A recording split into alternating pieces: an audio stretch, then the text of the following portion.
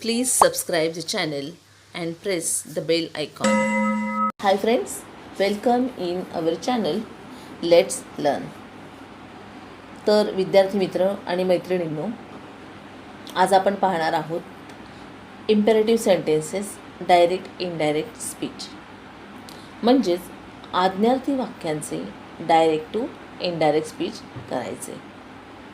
Video सुरू करूया, परंतु त्याआधी जर तुम्हाला माझे व्हिडिओज आवडत असतील तर प्लीज माझ्या चॅनलला लाईक आणि सबस्क्राईब करा आणि त्याचबरोबर तुमचे कमेंट करण्यासाठी सुद्धा विसरू नका. चला तर मग आपण सुरू करूया आजचा आपला व्हिडिओ.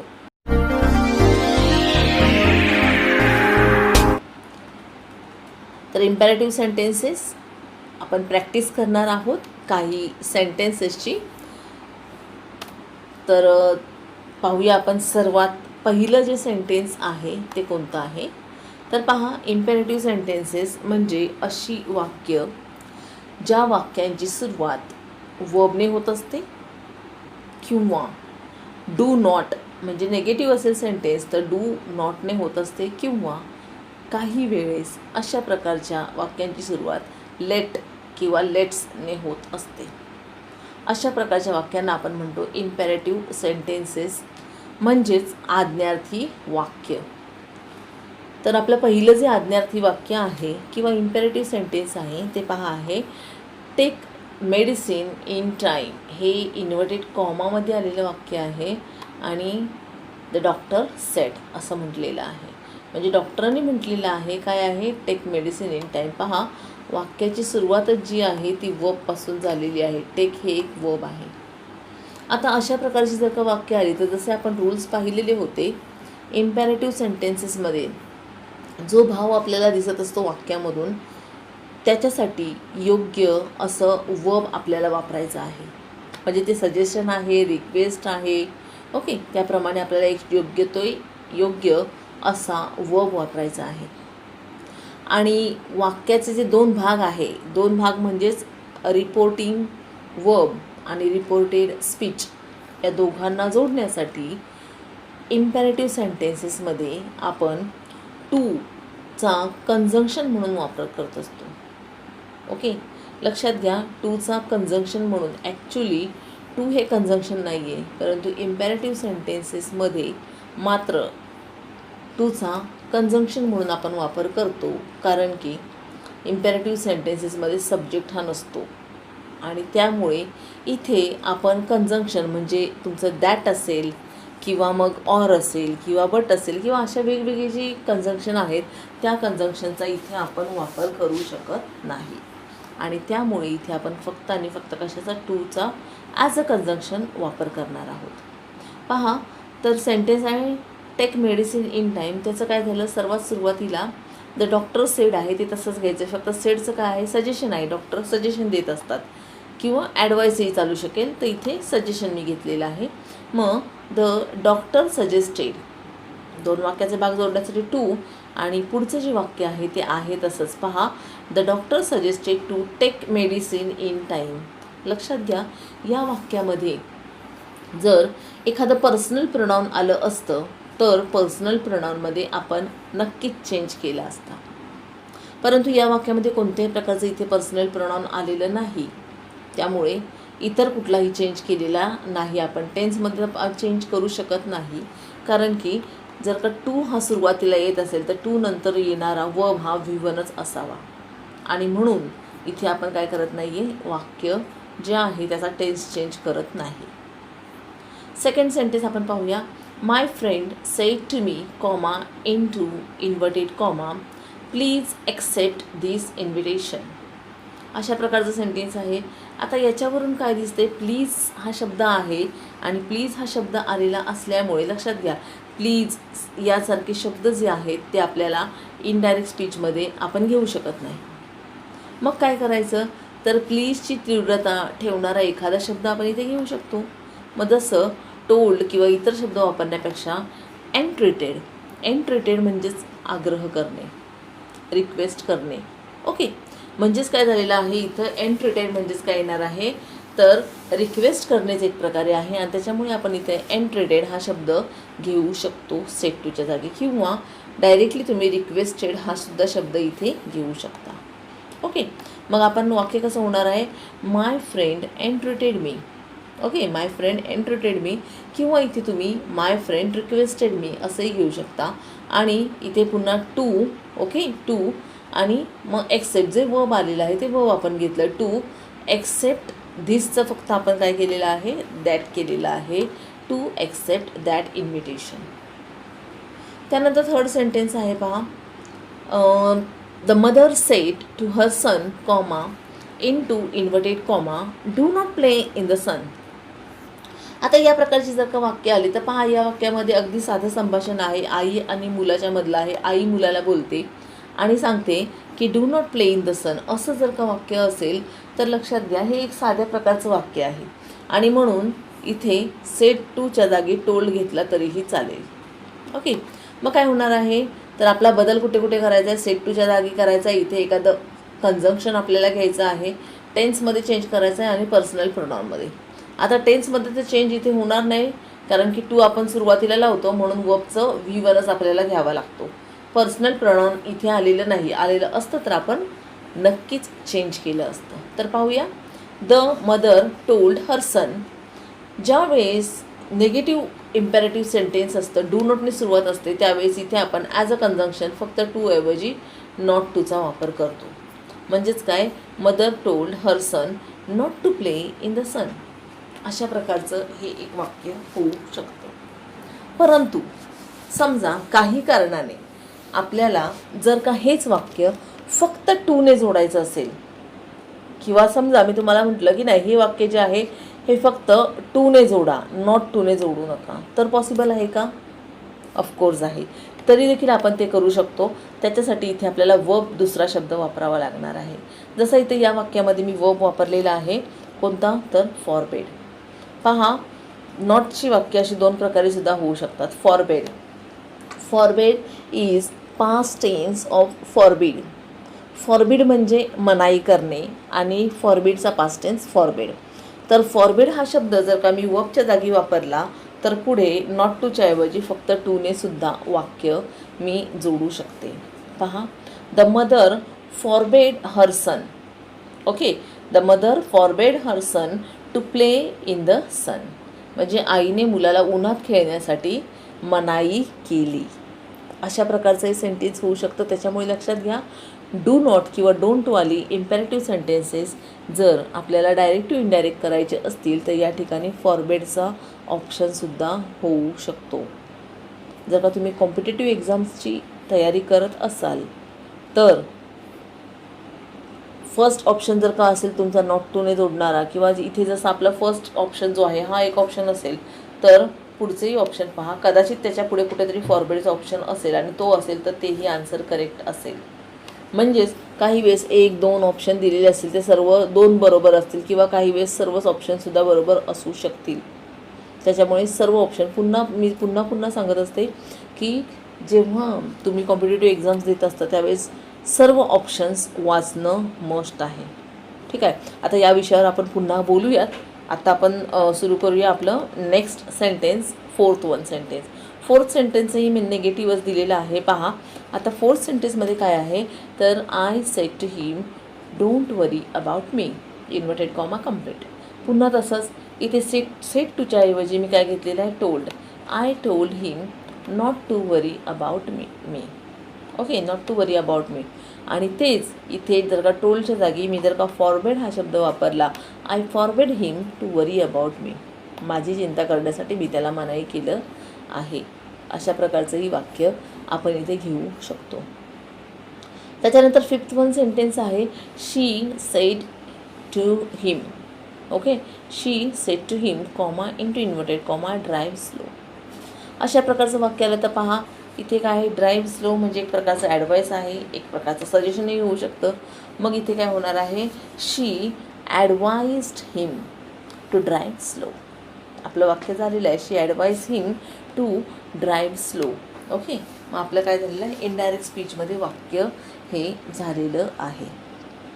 तर अशा प्रकारचे काही सेंटेन्सेस जे वर्बने सुरू होत आहेत किंवा डू नॉटने सुरू होत आहेत ते आपण पाहिलेले होते. यानंतर आपण पाहणार आहोत लेट किंवा लेट्सने सुरू होणारे सेंटेन्सेस. लेट्सचे सेंटेन्सेस समजून घेण्याआधी आपण थोडीशी एक गोष्ट इथे क्लिअर करूया. कोणती गोष्ट आहे ती तर पहा इथे लेट अस पहा इथे दिलेलं आहे मी.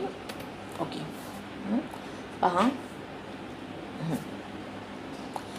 लेट अस जे आहे जेव्हा लेट अस होतं त्या लेट असचा अर्थ थोडासा आपण पाहूया काय आहे. लेट अस म्हणजेच काय, या लेट असमधला वी म्हणजे अस म्हणजे वी असतो आणि शल म्हणजे करूयात. ओके लेट अस चला करूया अशा अर्थाने आपण या लेट असचा वापर करतो. म्हणजे आपण लेट असचा दुसरा मिनिंग वी शल असा करू शकतो. ओके मग एक क्लिअर झालं लेट अस म्हणजे वी शल. आणि वी शलला जर का मला इनडायरेक्ट स्पीचमध्ये करायचं असेल तर या वीचं काही वेळेस दे होईल आणि काही वेळेस वीसुद्धा राहील. म्हणजे या वीमध्ये किंवा या असमध्ये मी सुद्धा असेल तर वी राहणार आणि याच्यामध्ये मी नसेल म्हणजे तिसऱ्याच व्यक्तींबद्दल सर्व बोललेलं असेल तर इथे काय होणार आहे वीचा दे होणार आहे. ओके म्हणजे वीचा एक तर दे होईल किंवा वी होईल आणि शलचं काय होणार आहे इथे शुड होणार आहे. आणि म्हणून असा रूल आपण सांगितलं जातो किंवा बऱ्याच वेळेस आपल्याला असं सांगितलं जातं की जर का लेट्सने वाक्य सुरू होत असेल तर काय करायचं आहे तर वाक्य हे जे डायरेक्ट इनडायरेक्ट स्पीच आहे त्यातलं रिपोर्टिंग वर्ब आणि रिपोर्टिंग स्पीच हे दॅटने जोडा. त्याच्यानंतर दॅट दे शुड असं घेऊन टाका. का दॅट दे शुड घेऊन टाका तर वी लेट अस म्हणजे वी शल आणि वी शलचं दे शुड असं केलेलं आहे आणि अशा प्रकारे दॅट दे शुड हे येत असतं.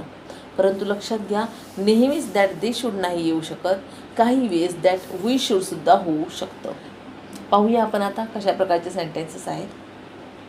व्हेरी फर्स्ट सेंटेन्स जे आहे ते आहे she said to her husband comma into inverted comma let us invite some friends to our son's birthday inverted comma complete.